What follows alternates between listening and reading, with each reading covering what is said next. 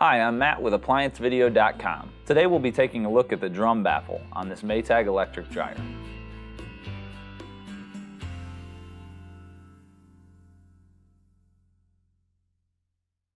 Stop.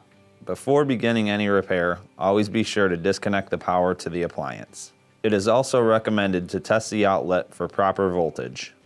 A defective drum baffle will typically be very apparent. It'll usually be broken.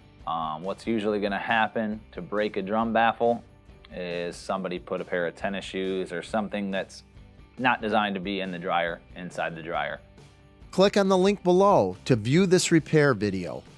ApplianceVideo.com guides you step by step, giving you the confidence to avoid recalls and callbacks, also saving time on repairs.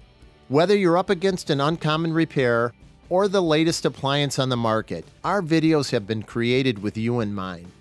Our growing library of videos have been produced using our factory-certified technicians who have extensive infield experience over the past 30 years.